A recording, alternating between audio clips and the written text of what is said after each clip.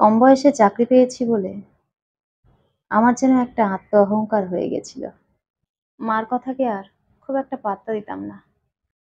মা অনেক কিছু আমাকে বারণ করতে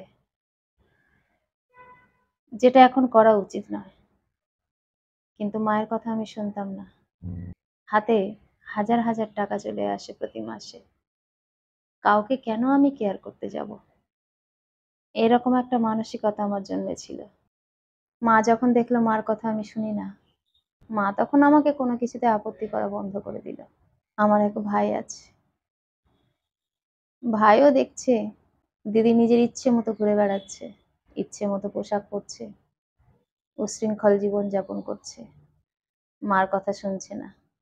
সেও যেন আস্তে আস্তে অন্যরকম হতে শুরু করলো। নিজের জীবনসঙ্গী বাছার ক্ষেত্রেও একই রকম উদাসীন আমি। যার তার সঙ্গে প্রেম করছি, আজ করছি কাল ছেড়ে দিচ্ছি, এরকম ভাবে উচ্ছৃঙ্খল হয়ে গেলাম। মা আড়ালে আবডালে কাঁদে কাকিমা জেঠিমাদের কাছে। সেটা যখন শুনতে পাই, মার সঙ্গে অশান্তি শুরু করি।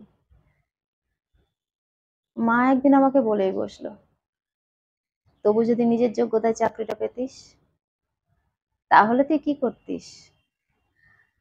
ভাগ্যিস তোর বাবাটা মারা গেছিল, তাই চাকরিটা করতে পারলি এই বয়সে, আর নিজেকে একদম শেষ করে দিচ্ছিস। মা এই কথা বলাতে চরম অশান্তি করলাম। পিসিমাকে মায়ের বিরুদ্ধে অনেক কিছু বললাম। পিসিমা আমাকে ভীষণ ভালোবাসে। আমার পিসিমা আমার কথা শুনে মায়ের সঙ্গেও খারাপ আচরণ করতে লাগলো, মাকে দোষারোপ করতে লাগলো। মার সঙ্গে আমার যখন ঝগড়া হয়, চরম আকার ধারণ করে। সেই দোষটা আমি পুরোটাই মায়ের উপর চাপিয়ে দিই। পিসিমা মনে করে আমিই ঠিক বলছি। পিসিমাও মাকে বকা দেয়। চারিদিক থেকে মা যেন একেবারে অসহ্য হয়ে যাচ্ছিল।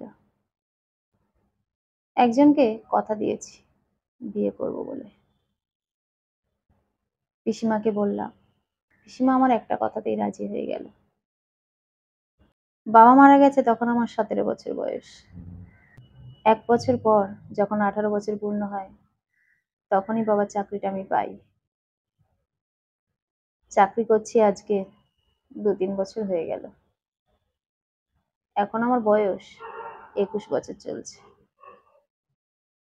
পিসিমা আমাকে এতটাই অন্ধের মতো ভালোবাসে, অন্ধের মতো বিশ্বাস করে, তাই পিসিমা আমার কথাতে রাজি হয়ে যায়।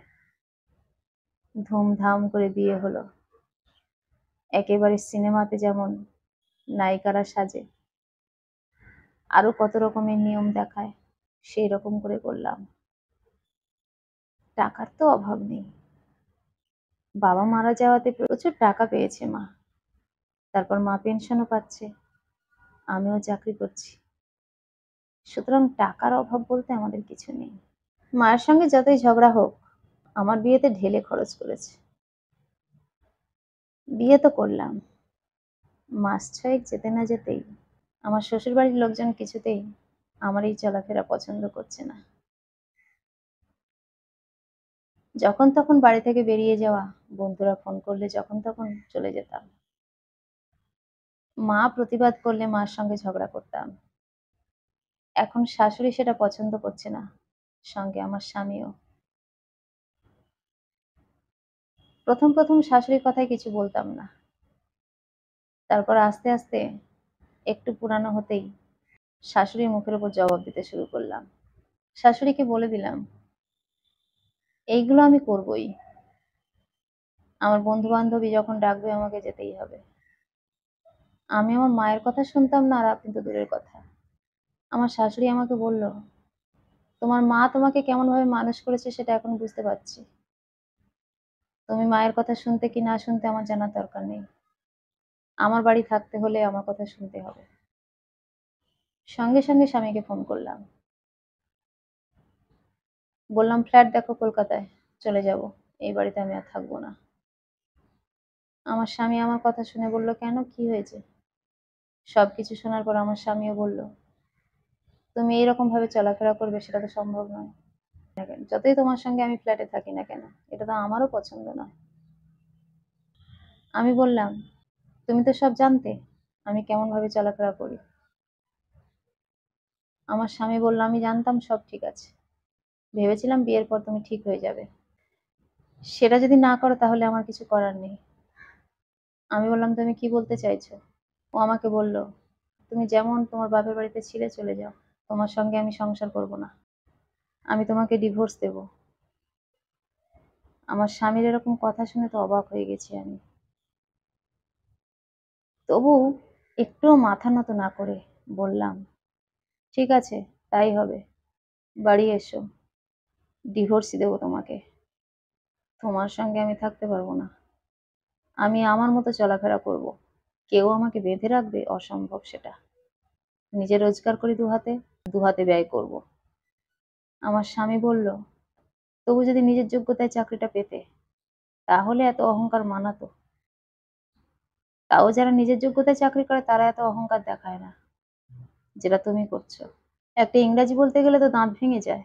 সে করছে চাকরি, ভাগ্যিস তোমার বাবাটা মারা গেছিল, নইলে এই চাকরি কোথায় থাকতো আর তোমার এত অহংকার কোথায় থাকতো। এই কথা শুনে আমি আরো রেগে গেলাম। ও বাড়িতে এলো, আসার পর ওর সঙ্গে তুমুল ঝগড়া করলাম। রাগের বশে ও আমাকে মেরে বসলো। আমি প্রচন্ড রাগ দেখিয়ে বাড়ি থেকে চলে গেলাম। আমি যখন বেরিয়ে যাই আমার স্বামী আমাকে বলল, আর কোনোদিনও এই বাড়িতে পা দেওয়ার চেষ্টা করো না, ডিভোর্সের জন্য আমি সবকিছু পাঠিয়ে দেবো, শুধু সইটা করে দিও।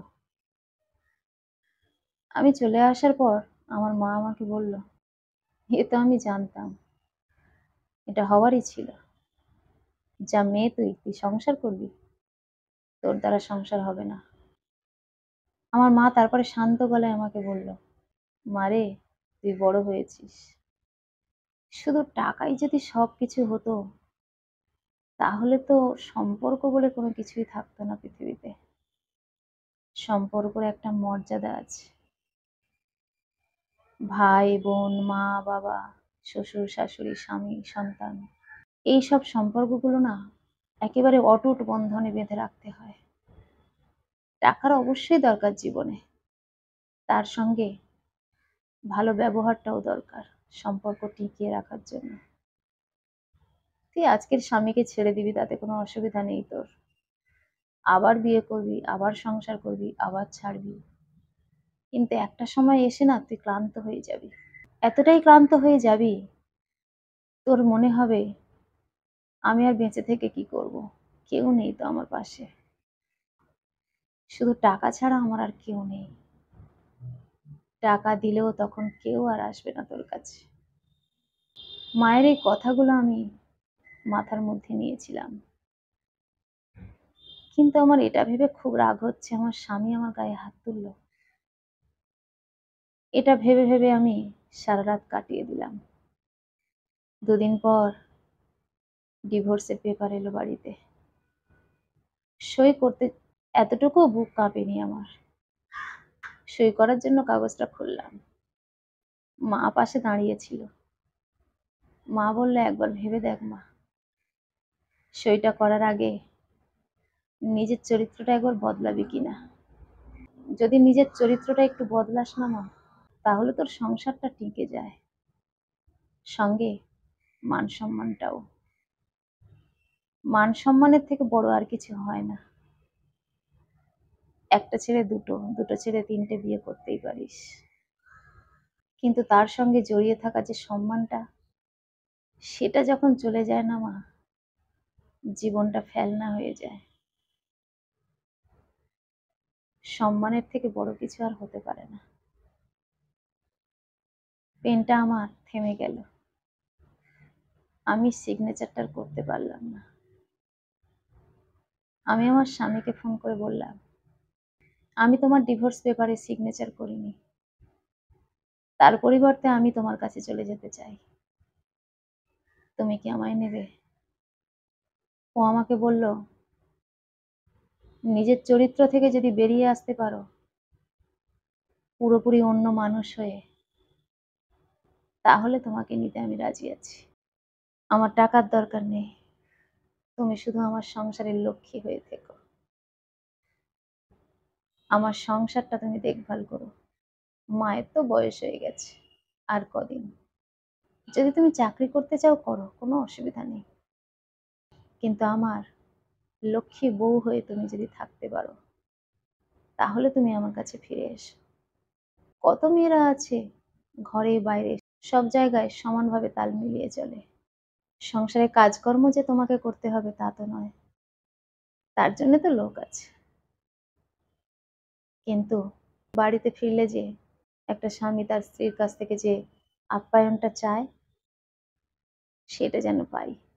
আর তুমিও আমার কাছ থেকে যে ভালোবাসা, যে যত্ন চাও সেটাও আমি তোমায় দেব। শুধু লক্ষ্মীমন্ত হয়ে থাকতে হবে তোমাকে। যদি পারো তাহলে চলে এসো। আমি আমার স্বামীর কথা শুনে সিদ্ধান্ত নিয়ে নিলাম যে দুশ্চরিত্রা, যে অসভ্য হয়েছিলাম আমি, তার থেকে আমি বেরিয়ে আসবো। দরকার হলে চাকরিটা ছেড়েই দেব, তবু সম্পর্কগুলোকে আর এইভাবে দূরে সরে যেতে দেব না।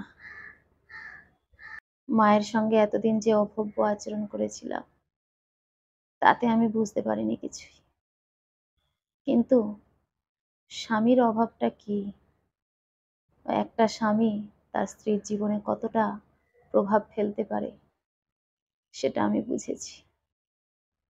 স্বামীর সংসার যে একটা মেয়ের জীবনে কত বড় পাওয়া সেটাও আমি বুঝেছি।